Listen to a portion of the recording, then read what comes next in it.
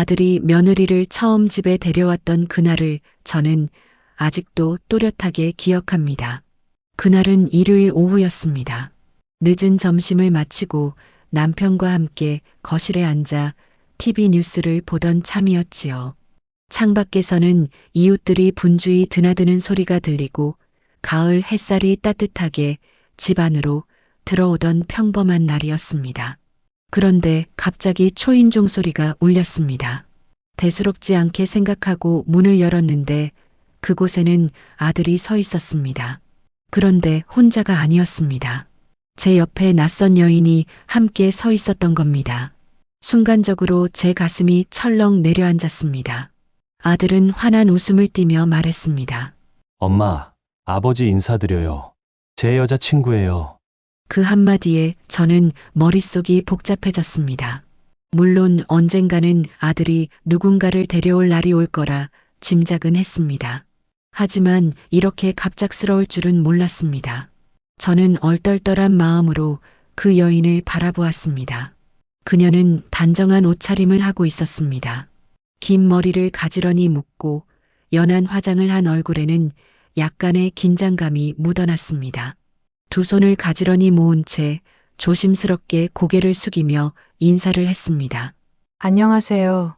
처음 뵙겠습니다. 저는 어색한 미소를 지으며 대답했습니다. 그래, 어서 와요. 말은 그렇게 했지만 제 속마음은 불안과 의문으로 가득했습니다. 아들이 아직 제대로 자리를 잡지도 못한 상황에서 이렇게 빨리 결혼을 염두에 두고 있는 건 아닌지 걱정이 앞섰습니다. 거실로 들어온 아들과 며느리 될 여인은 나란히 앉았습니다. 남편은 잠시 놀란 표정을 짓더니 이내 조용히 소파에 기대 앉아 상황을 지켜보았습니다. 저는 부엌으로 들어가 차를 끓이며 잠시 마음을 가다듬으려 했습니다. 주전자에 물이 끓는 소리를 들으며 저는 스스로에게 물었습니다. 도대체 어떻게 된 일일까? 언제 이렇게 깊은 사이가 되었을까? 만난 지 얼마 되지도 않았다던데. 속으로는 수많은 의문이 꼬리에 꼬리를 물었지만 당장 그 자리에서 아들을 다그치거나 따질 수는 없었습니다. 손님 앞에서 부모가 얼굴을 붉히는 건 옳지 않다고 생각했기 때문입니다. 차를 내와 자리에 앉자 아들이 먼저 입을 열었습니다. 엄마, 아버지, 사실 제가 진지하게 만나고 있는 사람이에요. 이제는 집에 정식으로 소개드리고 싶어서 데려왔어요. 저는 천천히 고개를 끄덕이며 대답했습니다. 그래, 알았다. 그런데 너무 갑작스럽네. 그 순간 며느리 될 여인은 제 눈치를 살피며 고개를 숙였습니다. 그녀의 손끝이 약간 떨리는 게 보였습니다. 낯선 집에 들어와 부모님 앞에 서 있으니 당연히 긴장할 수밖에 없겠지요. 저는 그 모습을 보며 안쓰럽기도 했습니다. 하지만 마음 한구석에서는 여전히 불안이 자리 잡고 있었습니다. 아들이 아직은 결혼을 논할 때가 아닐 텐데 뭔가 너무 성급한 건 아닐까? 아들의 말은 여기서 그치지 않았습니다. 그는 앞으로의 이야기를 꺼내며 결혼에 대한 의지를 드러냈습니다. 아들은 잠시 숨을 고르더니 우리 부부를 번갈아 바라보며 조심스럽지만 단호한 목소리로 말했습니다. 엄마, 아버지, 저 이 사람과 결혼하고 싶습니다. 순간 저는 손에 쥔 찻잔이 미묘하게 흔들렸습니다. 차 안에서 피어오르던 김이 더 뜨겁게 느껴질 정도로 심장이 빠르게 뛰었습니다. 예상은 했지만 이렇게 단도직입적으로 결혼 이야기를 꺼낼 줄은 몰랐습니다. 남편 역시 놀란 표정을 숨기지 못하고 아들을 똑바로 바라보았습니다. 방 안 공기가 순간 무겁게 가라앉았습니다. 저는 겨우 마음을 추스르며 물었습니다. 결혼이라니 아직 만난 지 얼마 되지도 않았잖니. 너희 둘이 얼마나 알고 있다고 벌써 이런 얘기를 하니? 아들은 곧장 대답했습니다. 저는 확신이 있습니다. 서로를 알아가는데 시간이 꼭 오래 걸려야 하는 건 아니잖아요. 저는 이미 마음이 정해졌습니다. 그 말에 제 가슴은 더 불안해졌습니다. 사랑이란 게 때로는 눈을 멀게 한다는 걸 저는 살아오면서 많이 보아왔기 때문입니다. 아들이 지금 이 순간만큼은 며느리만 보이고 그 외의 현실적인 부분들은 보지 못하고 있는 게 분명하다는 생각이 들었습니다. 저는 차분히 설명하려 했습니다.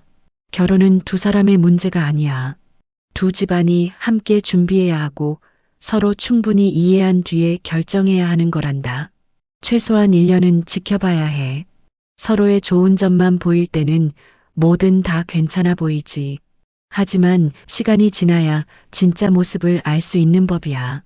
제 말에도 아들은 단호했습니다. 엄마, 시간을 끌고 싶지 않아요. 저한테는 이 사람이 전부입니다. 놓치고 싶지 않아요.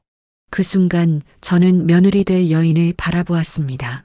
그녀는 고개를 숙인 채 아무 말도 하지 않았습니다. 하지만 그 눈빛 속에는 어쩌면 불안과 긴장이 함께 자리 잡고 있는 듯 보였습니다. 이 아이도 아들과 같은 마음일까? 아니면 상황에 끌려가고 있는 건 아닐까? 의문이 고개를 들었습니다. 남편은 잠시 말이 없었습니다. 묵묵히 아들을 바라보다가 조용히 입을 열었습니다. 내 마음은 알겠다. 하지만 결혼이란 게 내 마음만으로 되는 게 아니다. 부모로서 우리가 해줄 말은 다 했다. 내가 정말 확신이 있다면 그 책임도 내가 져야 한다. 남편의 목소리는 단호했지만 완전히 거절하지는 않았습니다.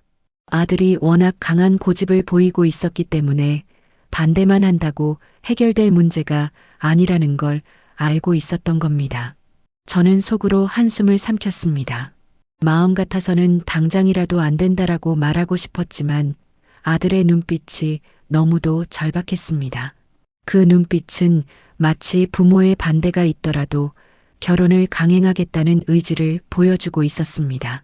그날 저녁 아들과 며느리 될 사람은 자리를 정리하고 돌아갔습니다. 문이 닫히는 소리를 들은 뒤 저는 깊은 한숨을 내쉬며 남편을 바라보았습니다. 여보, 이래도 괜찮을까요? 너무 성급한 것 같아요. 남편은 담배를 꺼내 불을 붙이며 말했습니다. 나도 걱정은 된다. 하지만 저 아이 고집은 알잖아. 지금은 아무리 말려도 안 들을 거야. 결국 부딪혀봐야 알겠지.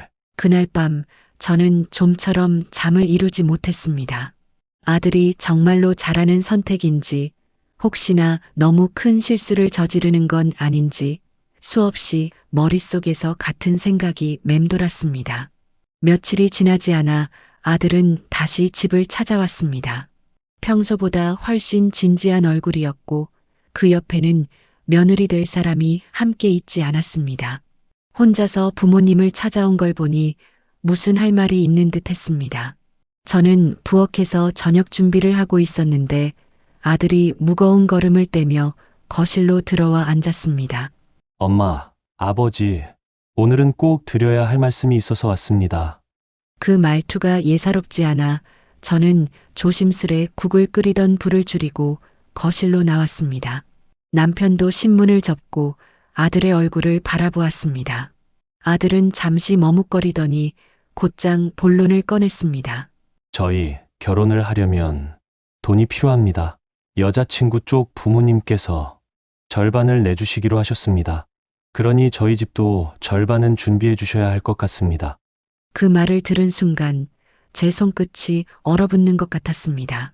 저는 속으로 역시 이 이야기를 하려고 왔구나 하고 생각했습니다. 저는 차분하게 물었습니다. 내가 결혼을 하겠다면서 내가 마련한 돈은 있니? 내 월급에서 모아둔 게 있긴 하니? 아들은 고개를 숙이며 대답했습니다. 솔직히 아직 큰 돈은 모으지 못했습니다. 하지만 부모님께서 조금만 도와주신다면 충분히 준비할 수 있습니다. 그 순간 제 마음속에서는 여러 감정이 얽혔습니다. 부모로서 아들을 돕고 싶은 마음도 있었지만 동시에 아들의 철없음에 화가 치밀기도 했습니다. 결혼이란 건 자신의 책임으로 준비해야 할 큰일인데 이렇게 쉽게 부모에게 손을 벌리는 아들의 모습이 답답하게 느껴졌습니다. 저는 단호하게 말했습니다. 결혼은 내가 책임지고 준비해야 하는 거야. 아직도 돈을 모으지 못했는데 이렇게 서두르는 게 옳다고 생각하니? 부모가 다 해주길 바란다면 내 장래는 어떻게 되겠니? 하지만 아들은 예상이라도 한 듯 곧장 무릎을 꿇었습니다. 엄마, 아버지, 제발 이번만 도와주세요. 저한테는 이 사람이 전부입니다. 시간을 더 끌면 잃어버릴 것 같아요. 저는 후회하고 싶지 않습니다. 그 모습에 저는 입술을 꼭 깨물었습니다. 아들의 절박한 눈빛은 마치 모든 걸 걸고 있는 사람의 눈빛이었습니다. 부모로서 그 마음을 모른 척하기란 쉽지 않았습니다. 남편도 잠시 고개를 떨구더니 깊은 한숨을 내쉬었습니다. 남편은 결국 무겁게 입을 열었습니다.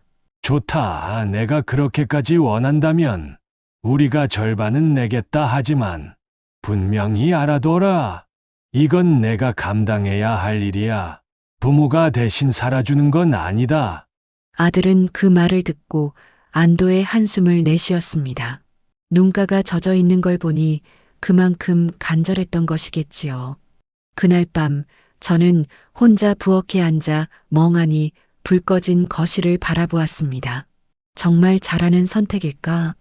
부모 마음으로는 아들의 행복을 빌고 싶지만 이렇게 준비 없는 결혼이 과연 오래 갈 수 있을까? 한숨이 절로 새어나왔습니다. 제 마음은 갈피를 잡지 못하고 불안이 더 크게 번져갔습니다. 아들의 절박한 모습 앞에서 결국 남편과 저는 결혼 비용을 보태기로 했습니다. 며느리 쪽에서 절반을 부담하고 우리 집에서도 절반을 내는 조건으로 합의가 되었습니다. 하지만 마음이 편치만은 않았습니다. 부모로서 아들의 바람을 들어준 것이긴 했지만 이게 정말 아들을 위한 길일까 하는 불안이 가시질 않았습니다. 그 후로 집안 분위기는 조금씩 달라졌습니다. 아들은 회사 일과 결혼 준비를 병행하느라 분주해졌고 며느리 될 사람은 가끔씩 집에 찾아와 함께 결혼식 날짜와 예식장을 상의했습니다. 저는 그 모습을 지켜보면서도 마음 한켠에 늘 의문이 남았습니다. 이렇게 성급히 준비하는 것이 과연 올바른 일일까? 서로에 대해 충분히 알지도 못하는데 예식장 계약, 신혼집 마련, 혼수 문제까지 이야기가 오갔습니다. 아들은 경제적으로가 없음에도 불구하고 큰 고민 없이 결정을 내렸습니다. 오히려 현실적인 문제를 지적하는 제 말에는 귀를 기울이지 않았습니다. 엄마, 걱정하지 마세요. 다 잘 될 겁니다. 아들의 그 말은 희망 섞인 약속처럼 들리기도 했지만 제게는 철없는 자기 확신으로만 들렸습니다. 남편은 중간에서 더 말리지 않았습니다. 결국 부모로서 할 수 있는 건 최소한의 조언과 비용을 감당하는 것이 전부였으니까요. 결혼식 날이 다가왔습니다. 저는 그날 새벽부터 일찍 일어나 준비를 했습니다.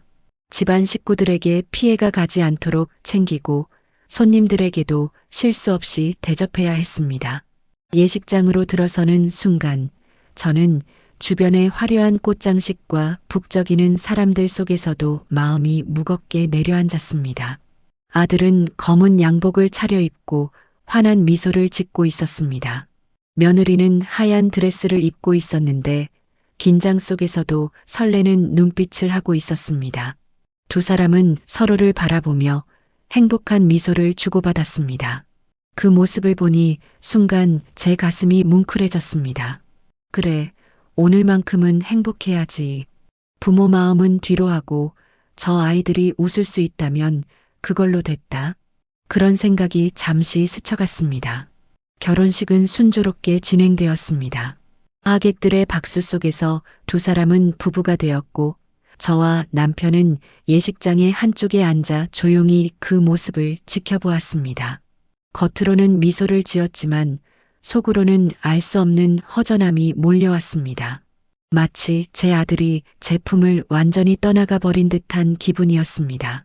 식이 끝난 뒤 아들은 저희에게 다가와 짧게 말했습니다. 엄마, 아버지, 정말 감사합니다. 그 한마디에 제 눈가가 붉어졌습니다. 그러나 동시에 불안감이 짙게 밀려왔습니다. 결혼은 오늘로 끝나는 게 아니라 이제 시작이니 앞으로의 길에서 아이들이 과연 잘 버틸 수 있을까 하는 걱정이 더 커졌던 겁니다. 그날 밤 집으로 돌아와 예복을 벗고 앉았을 때 저는 깊은 한숨을 내쉬었습니다. 기쁨과 걱정이 뒤섞여서 마음이 무겁게 내려앉았습니다. 결혼식장에서는 아들의 웃는 얼굴만 보였지만 앞으로 닥쳐올 일들에 대한 불길한 예감은 지울 수가 없었습니다. 결혼식이 끝나고 두 아이는 신혼집으로 들어갔습니다. 처음에는 다들 행복해 보였습니다. 아들은 출근을 하고 며느리는 집안 살림을 맡아가며 나름 적응하려고 애쓰는 듯 했습니다. 저와 남편은 이제는 우리가 한 발 물러서서 지켜보자 하고 생각했습니다. 자식이 부모 곁을 떠나 자기 가정을 꾸리는 건 당연한 일이니까요. 그런데 한 달도 채 지나지 않아 불안한 기운이 느껴졌습니다. 아들은 집에 와도 예전처럼 밝지 않았습니다. 눈 밑에는 피곤한 기색이 늘어 있었고 표정은 자주 굳어 있었습니다. 며느리의 얼굴에서도 웃음이 점점 사라졌습니다. 처음에는 단순한 신혼의 적응기라 생각했습니다. 서로 다른 집에서 자란 두 사람이 함께 살아가려면 작은 부딪힘은 당연하다 여겼습니다.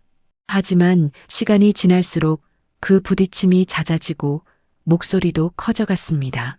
어느 날 저녁 아들이 저희 집에 들어왔습니다. 얼굴이 잔뜩 굳어 있었고 손에는 집 열쇠를 들고 있었습니다. 엄마, 그냥 잠깐만 집에 있을게요. 저는 그 말만 듣고도 상황이 심상치 않음을 알 수 있었습니다. 곧 며느리에게서 전화가 왔습니다. 울먹이는 목소리로 저랑은 맞지 않는 것 같아요. 라고 말하더군요. 저는 한동안 아무 대답도 하지 못했습니다. 그때부터 두 사람은 자주 다투었고 다툼은 사소한 일에서 시작되었습니다. 늦게 들어온다는 문제, 생활비를 어떻게 쓸 것인가 하는 문제, 집안일을 누가 더 많이 하느냐 하는 문제. 처음에는 대수롭지 않게 들리던 이유들이 시간이 지나며 서로에게 큰 불만으로 쌓여갔습니다. 아들은 집에 올 때마다 무겁게 앉아 한숨을 쉬곤 했습니다. 엄마, 우리가 너무 성급했던 걸까요? 저는 대답 대신 아들의 등을 조용히 두드려 줄 수밖에 없었습니다. 부모의 입장에서 뾰족한 해답을 줄 수도 대신 살아줄 수도 없으니까요. 며느리 또한 저를 찾아와 힘들다고 말한 적이 있었습니다. 눈가가 젖어 있었고 목소리는 떨렸습니다. 저는 최선을 다했는데 점점 지쳐갑니다. 그 말을 들었을 때 저는 마음이 무거웠습니다. 양쪽 모두에게 잘해주고 싶은데 한쪽의 편을 들어주면 다른 쪽이 더 멀어질까 두려웠습니다. 결국 결혼 2달도 되지 않아 두 사람은 각자의 집으로 흩어졌습니다. 며느리는 친정으로 돌아갔고 아들은 다시 저희 곁으로 왔습니다.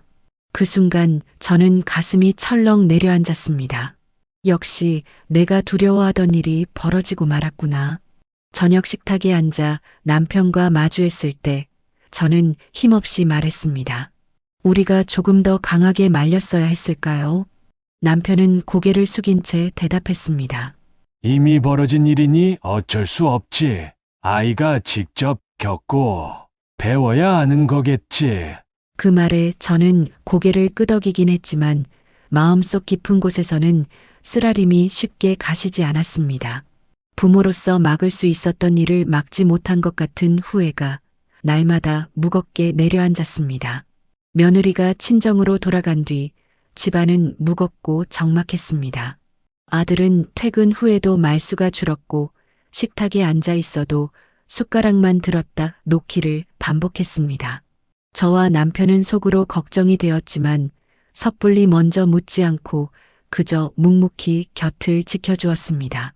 그러던 어느 날 밤 아들은 깊은 한숨을 내쉬더니 조심스레 입을 열었습니다. 엄마, 아버지 이혼을 고민하고 있습니다. 그 말에 제 손이 순간 멈췄습니다.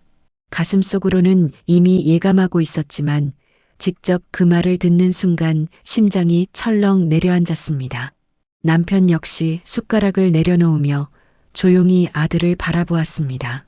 아들은 눈을 피하며 계속 말했습니다. 처음에는 작은 문제라 생각했는데, 이제는 서로가 너무 다르다는 걸 알겠습니다. 하루하루가 싸움이고, 다시 돌아갈 자신이 없습니다. 저는 목이 메어 쉽게 말을 잇지 못했습니다. 겨우 입술을 달래며 한마디를 건넸습니다.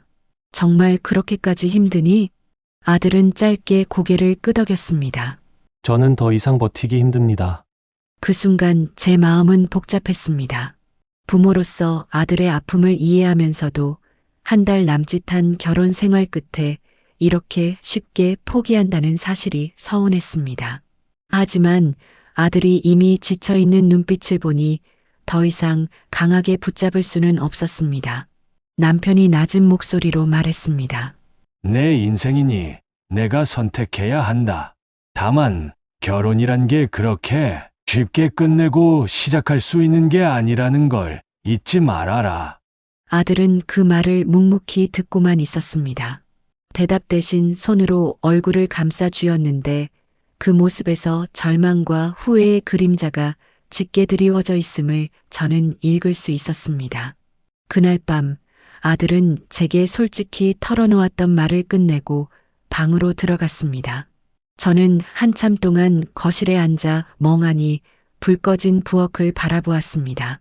아들의 결혼이 이토록 짧게 끝나버릴지도 모른다는 현실이 두려움처럼 엄습해왔습니다.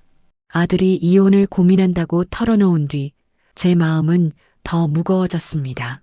아들만의 일방적인 생각일 수도 있기에 며느리의 마음을 직접 들어봐야겠다는 생각이 들었습니다. 며느리를 따로 불러 조용히 이야기를 나눌 자리를 마련했습니다.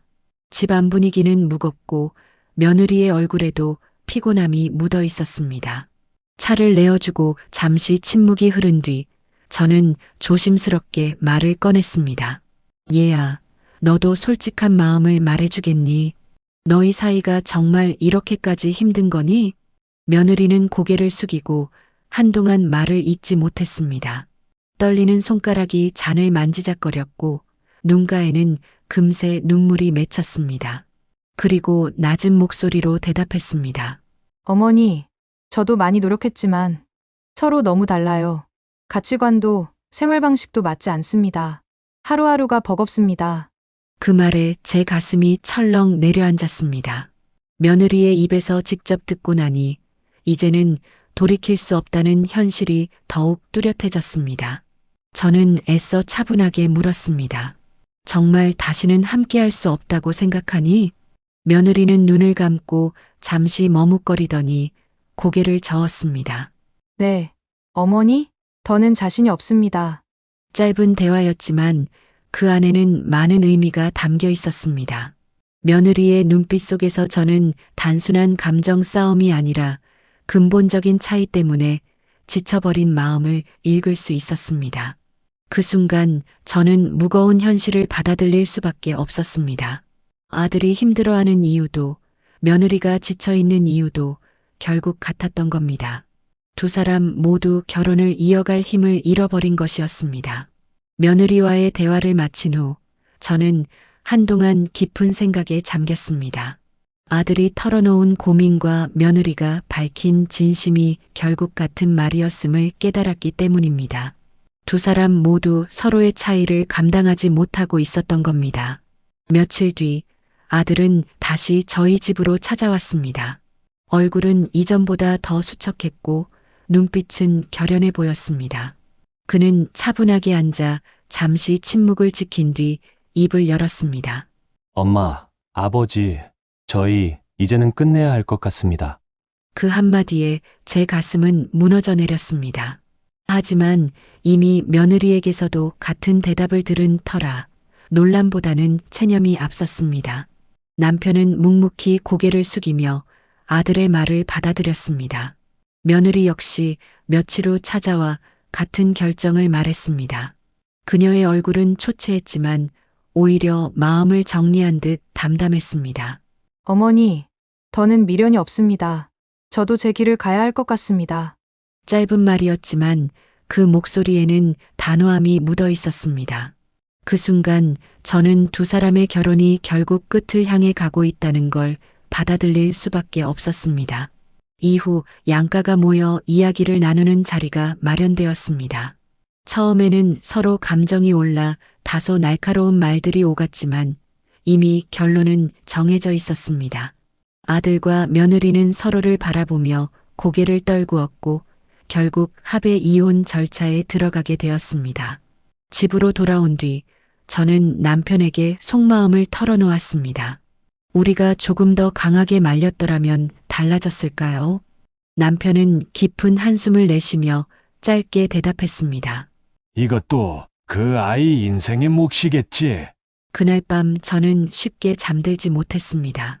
부모로서 해줄 수 있는 말과 행동을 다했다고 생각했지만 막상 이렇게 결혼이 끝나고 나니 후회가 몰려왔습니다. 아들이 웃으며 결혼식장에 서 있던 모습이 떠올라 마음은 더 쓰라렸습니다. 이혼이 공식적으로 마무리된 후 집안은 한동안 적막했습니다. 아들은 서류에 도장을 찍고 돌아오는 길부터 말수가 급격히 줄었습니다. 결혼 전에는 장밋빛 미래만 이야기하던 아들이었는데 이제는 무거운 그림자가 드리운 얼굴로 집안에 들어섰습니다. 그 후로 아들은 방에만 틀어박혀 지냈습니다. 출근도 잠시 중단했고 친구들과의 연락도 끊어버렸습니다. 방 안 불빛은 늘 희미하게 켜져 있었고 문틈 사이로 한숨 섞인 숨소리만 흘러나왔습니다. 저는 매일같이 문 앞에서 망설였습니다. 밥상을 차려 문 앞에 두고 조심스레 말했습니다. 얘야, 조금이라도 먹어야지. 하지만 방 안에서는 대답이 없었습니다. 숟가락이 부딪히는 소리도 들리지 않았습니다. 그대로 밥상이 차갑게 식어가면 저는 무거운 그릇을 다시 치우며 한숨만 내쉬었습니다. 남편은 속이 타는지 담배만 늘어갔습니다. 저 아이 어쩌려고 저러는지. 밤이 깊어도 아들의 방은 좀처럼 조용해지지 않았습니다. 불 꺼진 집안에서 혼잣말처럼 흘러나오는 낮은 울음소리를 들을 때면 제 가슴은 찢어지는 듯 했습니다. 며칠 후 용기를 내어 아들에게 문을 두드리고 들어갔습니다. 방 안은 어지럽게 흩어진 옷가지와 종이 그리고 먹다 남긴 음식들로 가득했습니다. 아들은 침대에 웅크린 채 눈을 감고 있었습니다. 얼굴은 수척했고 눈밑은 검게 꺼져 있었습니다. 저는 조심스레 다가가 물었습니다. 얘야, 내 마음이 얼마나 아픈지 안다. 하지만 이렇게 있으면 더 힘들어질 뿐이다. 그제야 아들이 힘겹게 눈을 떴습니다. 목소리는 거의 속삭이듯 작았습니다. 엄마, 제가 다 망쳤어요.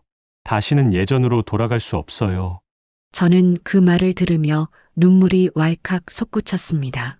아들이 무너져가는 모습을 눈앞에서 지켜봐야 한다는 것이 너무도 괴로웠습니다. 그날 이후 아들은 한동안 방 안에서만 지냈습니다. 웃음을 잃어버린 아이의 뒷모습을 바라보며 저는 부모로서 무엇을 어떻게 해야 할지 몰라 매일같이 가슴을 졸였습니다. 아들이 방에만 머무른 지 시간이 길어지자 집안 공기는 무겁게 가라앉았습니다. 저와 남편은 매일 밥을 차려 문 앞에 두었고 혹시라도 먹었나 확인하는 것이 하루의 일과가 되었습니다. 그러나 대부분 밥상은 그대로 식어 돌아오곤 했습니다. 저는 밥상을 치우며 혼잣말처럼 중얼거렸습니다. 차라리 화라도 내주면 나을 텐데. 남편은 그런 저를 보며 담담히 말했습니다. 자, 아이 지금은 아무 말도 듣지 않을 거야. 시간이 필요하다. 하지만 저는 그 시간이 얼마나 길어질지 두려웠습니다. 아들의 방문을 열 때마다 혹시 끔찍한 일이 벌어져 있지는 않을까 하는 불안이 가슴을 죄었습니다. 며칠 뒤 저는 용기를 내어 다시 방에 들어갔습니다. 창문은 닫혀 있었고 공기는 무겁게 가라앉아 있었습니다. 아들은 침대에 앉아 멍하니 바닥만 바라보고 있었습니다. 그 모습은 마치 세상과 단절된 사람 같았습니다. 저는 조심스럽게 다가가 앉으며 말했습니다. 얘야, 내 잘못만은 아니다. 모든 일이 다 내 탓은 아니야. 아들은 천천히 고개를 들어 힘없이 대답했습니다. 엄마, 저는 쓸모없는 사람 같아요. 그 짧은 말에 제 심장은 철렁 내려앉았습니다. 눈물이 목구멍까지 차올랐지만 저는 애써 꾹 눌렀습니다. 지금은 함께 울 때가 아니라 아들을 붙잡아야 한다는 생각뿐이었습니다. 그날 이후 저는 하루에도 몇 번씩 아들의 방문을 두드렸습니다. 작은 이야기라도 나누고 싶었지만 아들은 대답을 피했고 다시 침묵 속에 갇혀 지냈습니다.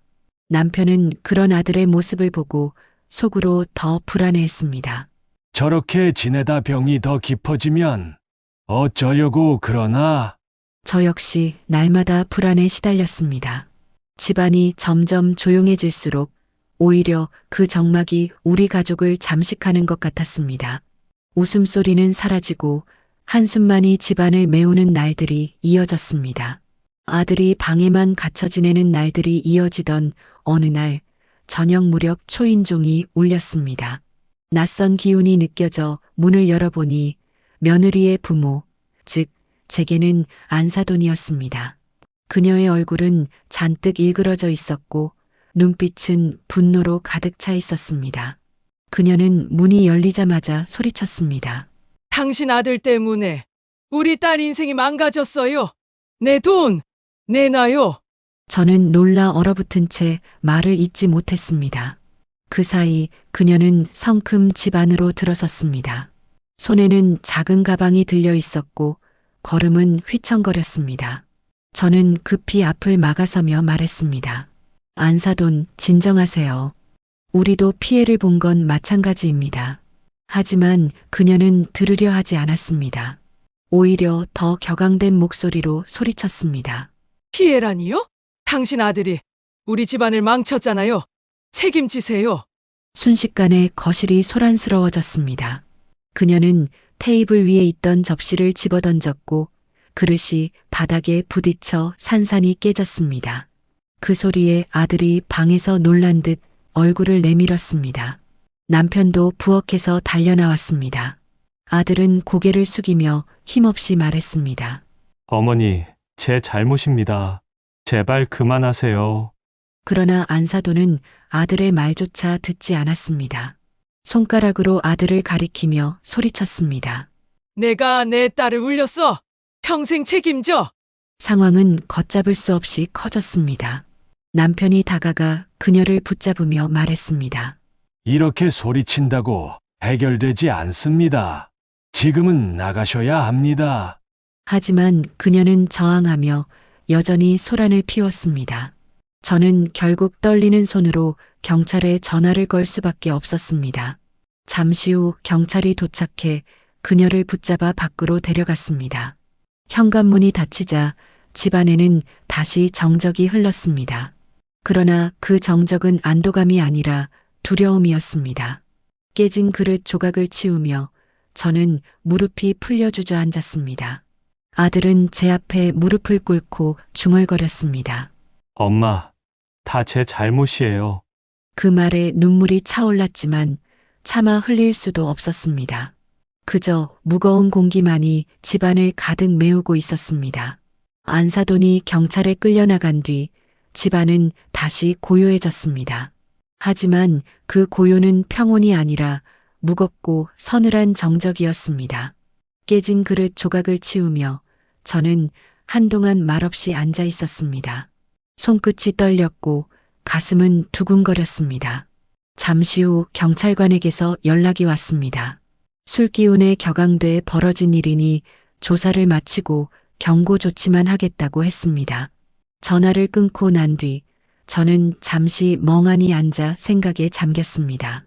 안사돈의 분노와 소동은 분명 우리 가족에게 큰 상처를 남겼습니다. 하지만 한편으로는 그 사람의 처지가 떠올랐습니다.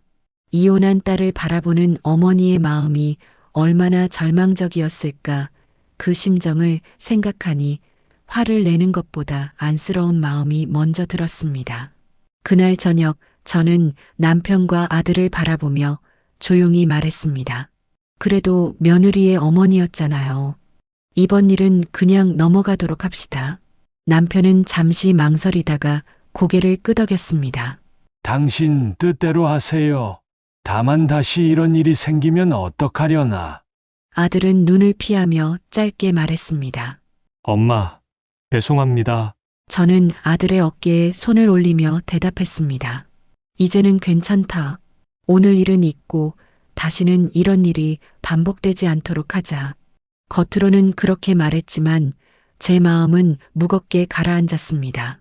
용서하고 넘어가는 것이 옳은 선택인지 아니면 단호하게 끊어야 했는지 알 수 없었습니다. 그러나 적어도 이번만큼은 부모로서 자식과 그 가정을 생각해 참아내는 것이 최선이라 믿고 싶었습니다. 그렇게 며칠 동안은 집안이 조용했습니다. 저는 마음속으로 이제는 정말 그만일 거야라고 스스로를 다독였습니다. 하지만 불안한 예감은 틀리지 않았습니다. 어느 늦은 오후 초인종이 다시 울렸습니다. 문을 열기도 전에 밖에서 고함치는 소리가 들려왔습니다. 문 열어요. 내가 이대로 물러날 줄 알았어요? 문을 열자 안사돈이 또다시 서 있었습니다. 얼굴은 전보다 더 수척했지만 눈빛은 더욱 날카롭고 불안정했습니다. 저는 당황해 막아서며 말했습니다. 안사돈, 제발 이러지 마세요. 우리도 힘들다니까요. 그러나 그녀는 아랑곳하지 않고 현관을 밀치고 들어왔습니다. 거실로 성큼 들어서더니 손에 들고 있던 가방을 바닥에 내던지며 고함쳤습니다. 돈을 내놔요. 내 딸 인생 망친 대가를 치러야 할 거 아니에요. 남편이 나서서 단호하게 말했습니다. 이제 그만하세요. 이런 식으로는 아무것도 해결되지 않습니다. 하지만 그녀는 오히려 더 격앙된 목소리로 소리쳤습니다. 해결은 돈으로만 되는 거예요. 내 눈앞에 당장 내놔요. 아들은 방에서 나온 채 고개를 떨구며 중얼거렸습니다. 어머니, 제발 그만하세요. 제 탓입니다. 제가 책임지겠습니다. 그 말에도 그녀는 멈추지 않았습니다. 손에 잡히는 물건을 집어 흔들며 위협적인 행동을 이어갔습니다. 집안 공기는 다시 긴장으로 얼어붙었고 저는 심장이 쿵쾅거려 손까지 떨렸습니다. 결국 저는 다시 경찰에 전화를 걸 수밖에 없었습니다. 여기 또 오셨어요. 빨리 좀 와주세요. 잠시 후 경찰이 도착해 그녀를 붙잡아 끌고 나갔습니다. 문이 닫히자 거실은 다시 고요해졌습니다. 하지만 이번에는 처음과 달리 그 고요 속에 두려움과 분노가 더 크게 자리했습니다. 저는 무너진 듯 소파에 앉아 말했습니다. 이제는 더는 참을 수 없어요. 다음번엔 법적으로 막아야 합니다. 남편은 무겁게 고개를 끄덕였고 아들은 아무 말 없이 눈을 감은 채 깊은 한숨만 내쉬었습니다. 안사돈이 두 번째로 경찰에 끌려간 뒤 집안은 더 이상 예전처럼 평온할 수 없었습니다. 깨진 물건과 흩어진 흔적을 치우면서도 제 손은 끝내 떨렸습니다. 눈앞에 자꾸만 그녀의 격앙된 얼굴이 겹쳐 보였습니다. 며칠 동안 저는 밤마다 뒤척이며 잠을 이루지 못했습니다.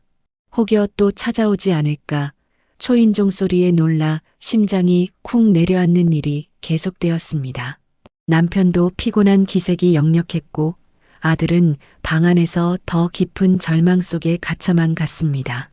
그러던 어느 날 남편과 마주 앉아 깊은 한숨을 내쉬며 말했습니다. 이제는 더는 참을 수 없어요. 다음번엔 반드시 법적으로 막아야 합니다. 남편은 잠시 고개를 떨구더니 무겁게 대답했습니다. 나도 동의하오. 우리 가족을 지키려면 방법이 그것뿐이오. 아들은 잠시 머뭇거리다 고개를 숙이며 말했습니다. 엄마, 아버지 제가 만든 일인데 부모님까지 고통받게 해서 죄송합니다. 저는 아들의 어깨를 다독이며 대답했습니다. 내 잘못만이 아니다. 하지만 이제는 우리가 단호해져야 한다.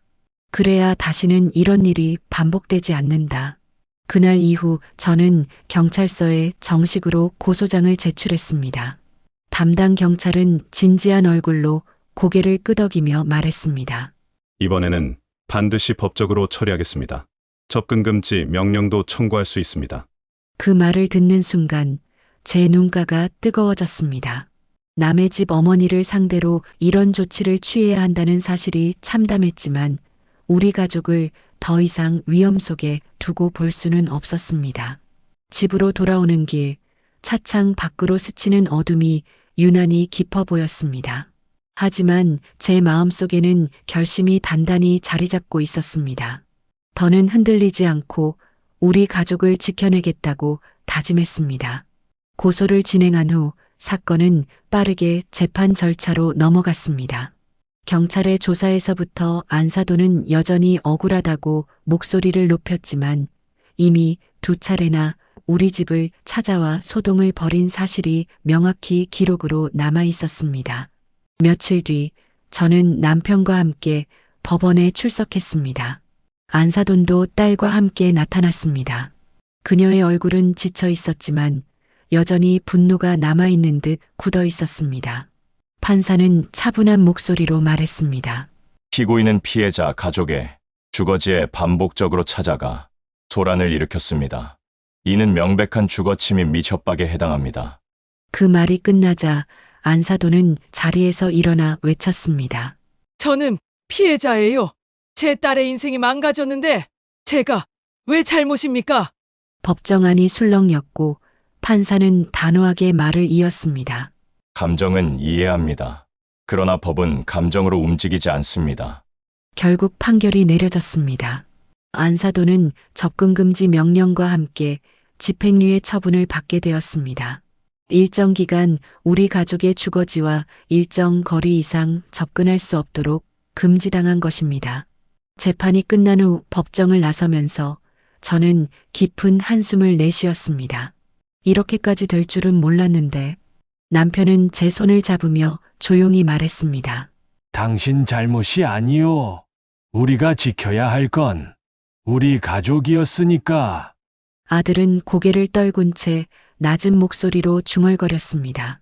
엄마, 아버지, 모든 게 제 탓이에요. 저는 아들을 바라보며 손을 꼭 잡아주었습니다. 이제는 내 탓이라고만 하지 마라. 중요한 건 앞으로 어떻게 살아갈지다. 집으로 돌아오는 길, 마음은 여전히 무거웠습니다. 그러나 최소한 다시는 문 앞에서 소리를 지르며 우리를 위협하는 일은 없을 거라는 사실만으로도 가슴속에 작은 안도의 숨이 스며들었습니다. 재판이 끝나고 법적으로는 모든 것이 정리된 듯 보였지만 우리 가족의 마음은 그렇지 않았습니다. 집안에는 여전히 무겁고 서늘한 기운이 감돌았습니다. 현관문 초인종 소리만 울려도 가슴이 덜컥 내려앉았고 바람에 창문이 흔들리는 소리에도 심장이 쿵 내려앉곤 했습니다. 밤이 되면 불안은 더 심해졌습니다. 저는 침대에 누워도 눈을 감을 수 없었습니다. 눈을 감으면 안사돈이 현관 앞에서 소리 지르던 장면이 떠올랐고 그 소리가 귀에 맴돌아 머리를 괴롭혔습니다. 결국 한밤중에 거실을 서성이다가 부엌불을 켜고 앉아 있곤 했습니다. 남편도 달라졌습니다. 말수가 줄었고 작은 소음에도 깜짝깜짝 놀랐습니다. 어느 날은 갑자기 창밖을 바라보다가 중얼거렸습니다. 또 찾아오면 어쩌나. 저는 남편의 어깨를 붙잡으며 말했습니다. 이제는 못 와요. 법적으로 막았으니까. 그렇게 말하면서도 제 목소리에는 자신감이 없었습니다. 마음속 불안은 쉽게 가시지 않았습니다. 아들도 마찬가지였습니다. 이미 방에 틀어박혀 지내던 아이는 더욱 어두운 표정을 짓게 되었습니다. 밤마다 뒤척이며 잠을 이루지 못했고 새벽녘이 되어야 겨우 눈을 붙였습니다. 어느 날 아들이 낮게 말했습니다. 엄마, 저는 이제 아무것도 할 수 없는 사람 같아요. 그 말은 제 가슴을 파고드는 비수가 되었습니다. 아들을 안아주고 싶었지만 그는 제 손길조차 거부하듯 등을 돌렸습니다. 그 후로 우리 가족의 일상은 무너져 갔습니다. 식탁 위 밥그릇은 자주 손도 대지 않은 채 식었고 대화는 줄어들었습니다. 웃음소리 대신 깊은 한숨과 무거운 정적만이 집안을 채웠습니다. 시간이 흐를수록 집안의 공기는 더 무거워졌습니다. 저와 남편은 하루하루 지쳐갔고 아들은 방 안에 틀어박힌 채 점점 수척해져 갔습니다. 밥을 차려 내밀어도 숟가락조차 들지 않는 날이 많았고 대화는 단절된 듯 끊어져 있었습니다. 그러던 어느 날 저녁 거실에서 조용히 앉아있던 우리 앞에 아들이 느릿하게 걸어 나왔습니다. 얼굴은 창백했고 눈은 깊은 그림자에 잠겨 있었습니다.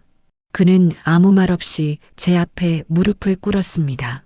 저는 놀라서 손에 들고 있던 컵을 내려놓으며 물었습니다. 얘야, 왜 이러니? 아들은 고개를 숙인 채 떨리는 목소리로 말했습니다. 엄마, 아버지, 모든 게 제 잘못입니다. 제가 잘못된 선택을 해서 부모님까지 이렇게 힘들게 만들었습니다. 그 말에 제 가슴은 찢어지듯 아팠습니다. 남편도 말없이 아들을 바라보다가 낮게 한숨을 내쉬었습니다.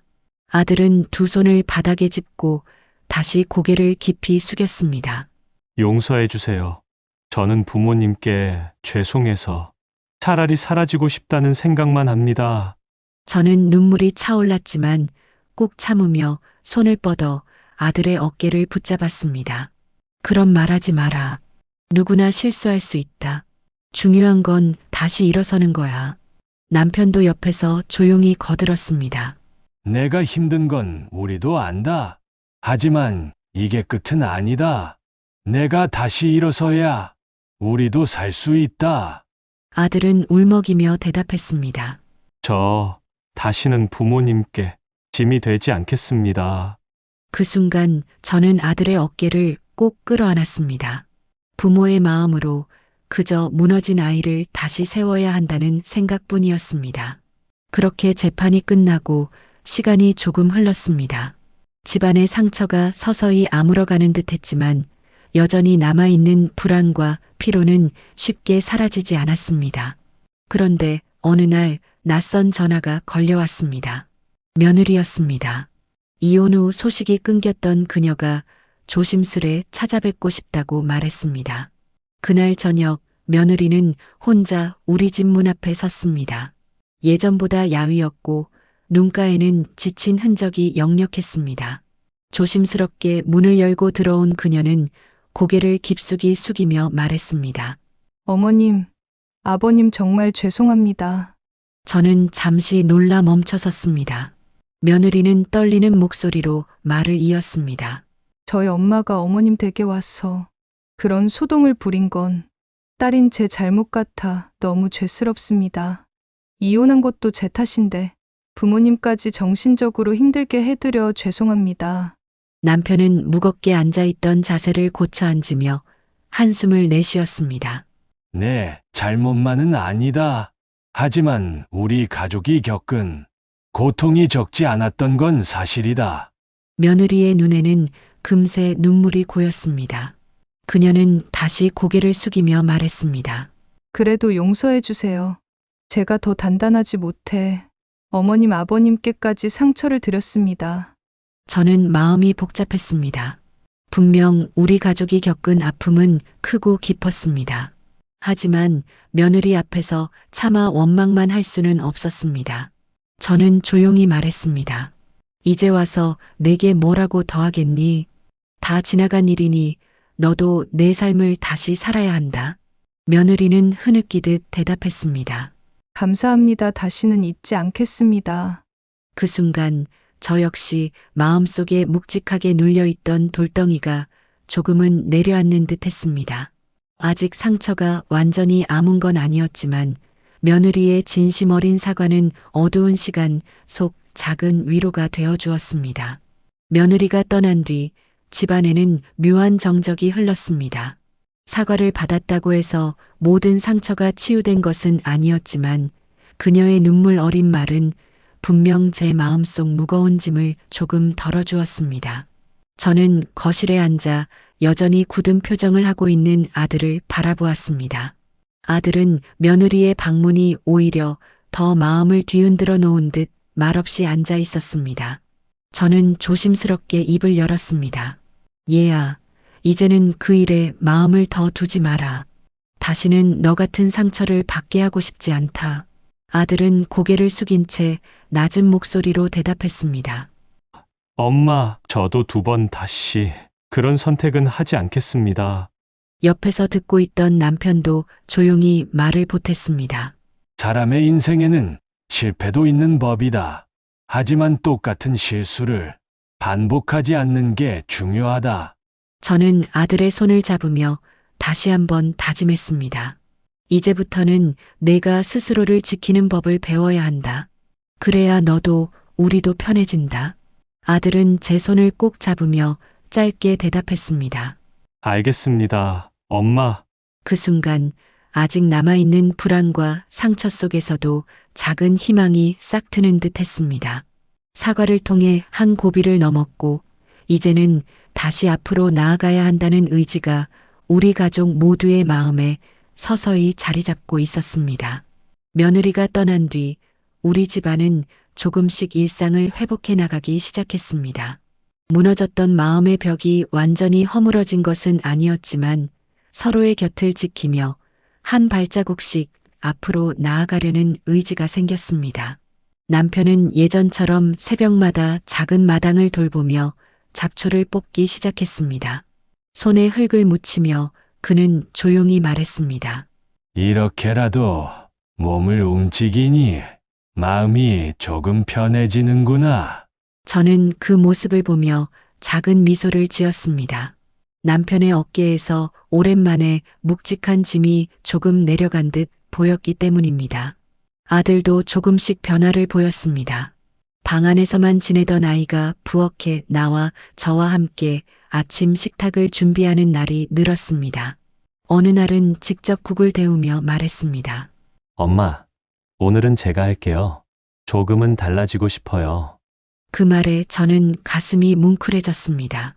여전히 흔들리는 눈빛 속에서도 아들이 스스로 다시 일어서려는 의지를 보였기 때문입니다. 저는 아들의 손에 국자를 쥐어주며 말했습니다. 그래, 이제부터는 내가 내 삶을 스스로 채워가야 한다. 그렇게 우리 가족은 작은 것부터 시작했습니다.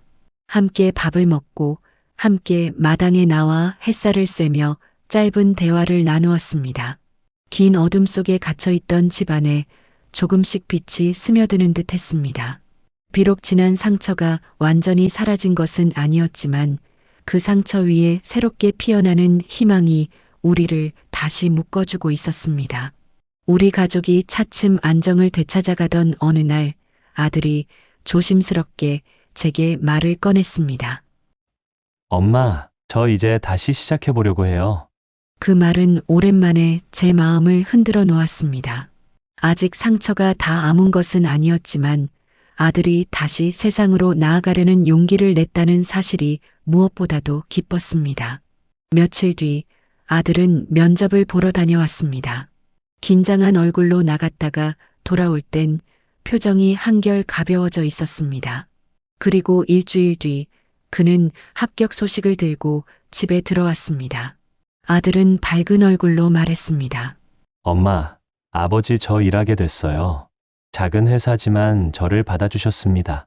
순간 제 눈가가 뜨거워졌습니다. 남편도 묵묵히 고개를 끄덕이며 말했습니다. 잘했다. 이번에는 흔들리지 말고 내 자리 굳게 지켜야. 아들은 고개를 숙여 대답했습니다. 네, 이번엔 꼭 해내겠습니다. 그날 저녁 식탁 위에는 오랜만에 활기가 돌았습니다. 국을 푸는 제 손길도 가벼웠고 아들의 얼굴에는 예전엔 볼 수 없던 생기가 비쳤습니다. 저는 조용히 아들을 바라보며 마음속으로 다짐했습니다. 이제는 진정한 새 출발이구나. 부디 이 길 위에서는 더 이상 상처받지 않고 묵묵히 걸어가길. 아들이 새 직장에서 일하기 시작하면서 우리 가족은 모처럼 안도의 숨을 내쉴 수 있었습니다. 매일 출근 준비를 하는 아들의 모습은 그동안 어두웠던 집안에 다시 빛을 들여오는 듯 했습니다. 그러던 어느 날 저녁 남편이 무겁게 앉아있던 제 곁으로 다가왔습니다. 그는 한참이나 말없이 앉아 있다가 조심스럽게 입을 열었습니다. 여보, 그때 아들 결혼 자금 말이오. 저는 손에 쥐고 있던 바느질을 멈추고 남편을 바라보았습니다. 남편의 얼굴에는 망설임과 후회가 뒤섞여 있었습니다. 그는 고개를 떨군 채 말을 이었습니다. 사실은 그 돈, 내 노후 자금에서 빼서 빌려준 거요. 순간 제 가슴이 철렁 내려앉았습니다. 지금까지는 단순히 저축한 여윳돈을 내준 줄로만 알았는데 남편이 말하는 순간 그 무게가 다르게 다가왔습니다. 저는 떨리는 목소리로 물었습니다. 아니, 그럼 우리가 늙어서 쓸 돈을? 남편은 깊은 한숨을 내쉬며 대답했습니다. 그땐 아들이 무릎까지 꿇고 애원하지 않았소. 차마 거절할 수 없었소. 그래도 시간이 지나면 다시 채워 넣을 수 있겠지 싶었는데 결국 이렇게 된 거요. 저는 잠시 말을 잇지 못했습니다. 분노와 안타까움 그리고 남편의 처지를 이해하는 마음이 뒤섞여 가슴이 먹먹해졌습니다. 남편은 제 눈을 피하며 낮게 말했습니다. 미안하오, 당신한테 차마 말할 수가 없었소. 괜히 불안하게 할까봐. 저는 깊은 숨을 고르고 나서 조용히 대답했습니다. 이미 지나간 일이잖아요. 다만 앞으로는 나한테 숨기지 말아요. 우리 노후는 우리 둘이 함께 지켜야 하니까. 남편은 고개를 끄덕이며 짧게 말했습니다. 알겠소. 이제는 절대 숨기지 않겠소. 그 순간 저는 다시금 현실의 무게를 느꼈습니다. 아들의 선택으로 시작된 일들이 결국 우리 부부의 노후까지 흔들고 있었던 것입니다. 하지만 이미 지나간 일이니 이제는 서로 더 단단히 손을 잡는 수밖에 없었습니다. 남편의 입에서 나온 말은 제 마음을 크게 흔들었습니다. 그동안 의지하며 살아온 노후 자금이 사실상 이미 쓰여버렸다는 사실은 너무도 무겁게 다가왔습니다. 그 순간 눈앞이 아득해지며 지난 세월이 한꺼번에 스쳐갔습니다. 젊었을 적부터 아끼고 모아온 돈이었습니다. 아이들 교육비로 쓰고 생활비를 줄여가며 겨우겨우 마련했던 노후 자금이었는데 그것이 단숨에 사라졌다는 현실이 뼈아프게 다가왔습니다. 저는 한참 동안 말을 잇지 못하다가 겨우 입을 열었습니다. 그럼 이제 우리 늙어서 기댈 돈이 없는 거잖아요. 남편은 무겁게 고개를 끄덕였습니다. 그렇소. 하지만 다시 모으면 돼요. 늦었지만 아직 두 손이 남아있지 않소. 저는 눈가가 뜨거워지며 목소리가 떨렸습니다. 우린 이미 너무 늙었어요. 다시 모은다고 해도 예전처럼 쉽진 않을 거예요. 남편은 제 손을 잡으며 말했습니다. 그래도 함께라면 할 수 있소. 우리 둘이 같이 견뎌내면 못 넘을 산은 없을 거요. 저는 남편의 눈을 바라보다가 결국 작게 고개를 끄덕였습니다. 좋아요. 이제라도 같이 손잡고 다시 시작해요. 숨기지 말고 함께 짊어지면서요. 그 말에 남편은 깊은 숨을 내쉬며 조용히 대답했습니다. 고맙소. 끝까지 내 곁에 있어줘서. 그 순간 여전히 막막하고 불안했지만 마음속에는 작은 결심이 자리 잡았습니다. 인생이 우리를 시험대에 올려놓았지만 결국 남은 길은 서로를 붙잡고 걸어가는 것뿐이라는 사실을 절실히 깨달았습니다. 남편의 고백 이후 저는 며칠 동안 마음이 복잡해 밤잠을 설쳤습니다. 그러던 중 어느 날 저녁 거실에서 대화를 나누다 남편이 무심히 흘린 말이 아들의 귀에 들어가고 말았습니다. 아들은 순간 굳어 서 있다가 천천히 우리를 바라보았습니다. 그의 얼굴에는 놀람과 후회의 기색이 동시에 떠올랐습니다. 뭐라고 하셨어요? 제 결혼 자금이 아버지의 노후 자금이었다고요? 저와 남편은 서로를 바라보다가 고개를 숙였습니다. 숨기고 싶었던 사실이 결국 아들에게 전해져 버린 것입니다. 아들은 잠시 말을 잇지 못하다가 무릎을 꿇으며 떨리는 목소리로 말했습니다. 저 때문에 부모님 노후가 흔들린 거네요. 저는 부모님께 돌이킬 수 없는 집만 지운 불효자입니다. 저는 눈물이 차올라 급히 손을 내밀었습니다. 그만해라. 이미 지난 일이다. 중요한 건 내가 앞으로 어떻게 살아가느냐야. 남편도 담담히 말을 보탰습니다. 그래, 과거는 돌이킬 수 없지만 미래는 내 손에 달렸다. 이젠 내가 책임을 다해야 한다. 아들은 고개를 숙인 채 두 손을 꼭 쥐었습니다. 알겠습니다. 다시는 같은 실수를 반복하지 않겠습니다. 부모님께 짐이 아니라 힘이 되겠습니다. 그 말 속에는 후회와 다짐이 뒤섞여 있었습니다. 저는 그의 어깨를 붙잡으며 속으로 기도했습니다. 부디 이번 각오는 헛되지 않게 해다오. 그래야 우리의 희생이 헛되지 않지. 그날 이후 아들의 태도는 눈에 띄게 달라졌습니다. 예전처럼 방에만 틀어박혀 있던 모습은 사라지고 매일 아침 일찍 일어나 출근 준비를 하는 모습이 생활의 일부가 되었습니다. 옷차림도 정갈해졌고 얼굴에는 책임감을 느낄 수 있는 단단함이 서려 있었습니다. 어느 날 아들은 퇴근 후 땀에 젖은 셔츠 차림으로 돌아와 가방을 내려놓으며 말했습니다. 엄마, 오늘은 일이 힘들었지만 보람 있었어요. 저도 이제 조금은 제 자리를 찾아가는 것 같습니다. 저는 그 말을 들으며 차를 내주었고 마음속에서 작은 안도감이 번졌습니다. 남편도 옆에서 미소를 지으며 짧게 말했습니다. 그래, 바로 그거다. 꾸준히 해내면 된다. 아들은 주말에도 변화를 보였습니다. 늦잠을 자던 과거와 달리 아침 일찍 일어나 마당 청소를 하고 아버지와 함께 텃밭을 손보았습니다. 삽을 들고 흙을 고르며 그는 조용히 말했습니다. 예전엔 부모님께 기대기만 했는데 이제는 제가 부모님 어깨를 조금이라도 덜어드리고 싶습니다. 그 말에 남편은 땀을 닦으며 고개를 끄덕였습니다. 그 마음이면 충분하다. 이제야 내가 어른이 되는구나. 저는 부엌 창문 너머로 그 모습을 바라보며 눈시울이 뜨거워졌습니다.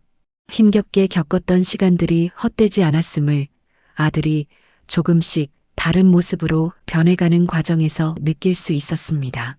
비록 아직 앞날이 순탄치 않을지라도 아들이 보여주는 작은 변화들이 우리 가족의 상처 위에 희망이라는 새싹을 피워내고 있었습니다. 아들이 달라진 모습을 보여주기 시작하면서 저는 문득 지난 세월을 돌아보게 되었습니다. 아들이 처음 며느리를 데리고 왔던 날부터 시작된 파란만장한 시간들, 짧았던 결혼 생활, 그리고 그 뒤로 이어진 집안의 혼란과 고통이 주마등처럼 스쳐갔습니다. 그 모든 과정 속에서 저는 부모로서, 아내로서 수없이 흔들렸습니다. 그러나 지금 이 순간 제 앞에 있는 아들의 변화는 그 긴 시간의 고통이 헛되지 않았음을 알려주고 있었습니다. 저는 남편과 함께 앉아 따뜻한 차를 마시며 조용히 입을 열었습니다. 결국 우리가 지켜야 할 건 돈도 체면도 아니었네요. 가족이 함께 버티고 일어서는 힘이 제일 중요한 거였어요. 남편은 고개를 끄덕이며 말했습니다. 맞소 가진 게 줄어도 마음만 단단하다면 다시 일어설 수 있어. 저는 눈시울이 붉어지며 아들을 바라보았습니다. 얘야, 내가 다시 일어선 모습을 보니 이제야 알겠구나. 우리가 끝까지 지켜야 할 건 바로 서로였어. 아들은 짧게 대답했습니다. 엄마, 아버지, 저도 이제 그걸 배웠습니다.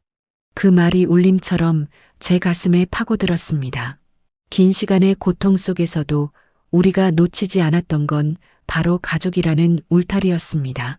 그리고 그것이 앞으로의 남은 삶에서 가장 지켜야 할 가치임을 분명히 깨달았습니다. 아들의 달라진 모습과 우리 부부의 깨달음이 맞물리면서 집안에는 예전과는 다른 공기가 감돌기 시작했습니다. 비록 상처는 남아 있었지만 이제는 그 상처를 끌어안고 앞으로 걸어갈 용기가 생겼습니다. 저는 어느 저녁 식탁에서 남편과 아들을 바라보며 조용히 말했습니다. 우리 이제는 더 이상 과거에 머무르지 말고 새로운 길을 같이 걸어가자. 남편은 미소를 지으며 고개를 끄덕였습니다. 이제는 우리 집도 다시 시작해야지. 아들은 눈빛을 단단히 하며 대답했습니다. 저도 부모님께 당당한 아들이 되겠습니다. 더는 실망시키지 않겠습니다. 그 순간 식탁 위에는 오랜만에 따뜻한 기운이 감돌았습니다. 웃음은 적었지만 마음속 깊은 곳에서부터 서로를 향한 믿음이 차오르고 있음을 느낄 수 있었습니다. 저는 그 두 사람을 바라보며 속으로 다짐했습니다. 남은 세월이 얼마나 길지는 몰라도 우리는 이제 진짜 가족으로 다시 서는 거야. 그렇게 우리는 각자의 자리에서 최선을 다하고 함께 지켜낼 것을 약속했습니다. 긴 시간 동안 우리 가족은 참 많은 풍파를 겪었습니다. 아들의 성급한 결혼과 짧은 행복, 이어진 이혼, 그리고 안사돈의 소동까지 그 모든 일은 우리 마음을 무너뜨리고 때로는 집안의 평온마저 앗아가 버렸습니다. 하지만 결국 그 과정을 지나며 깨달은 건 삶에서 가장 소중한 건 서로를 지켜주는 마음이라는 사실이었습니다. 노후를 위해 아끼고 모았던 돈보다 남들의 시선보다 무엇보다도 중요한 건 바로 가족이었습니다. 아들은 깊은 후회를 통해 새로운 각오를 다졌고 다시 일어서기 위해 노력하며 새로운 직장에서 출발했습니다. 남편과 저는 비록 노후 자금은 줄어들었지만 그 대신 다시 단단해진 가족의 믿음을 얻었습니다. 어느 날 저녁, 세 식구가 함께 둘러앉아 저녁상을 나누며 웃을 수 있었습니다. 사소한 대화 속에서도 오랜만에 느껴지는 따뜻한 온기가 있었습니다. 저는 마음속으로 조용히 되뇌었습니다. 인생은 언제나 예기치 못한 고난을 안겨주지만 그 속에서도 우리가 붙잡아야 할 건 결국 가족이구나. 그렇게 우리 가족은 상처 위에 희망을 새기며 다시 새로운 길을 걸어가기 시작했습니다. 완벽하지는 않더라도 서로에게 기대어 살아갈 용기를 다시 얻은 것이었습니다.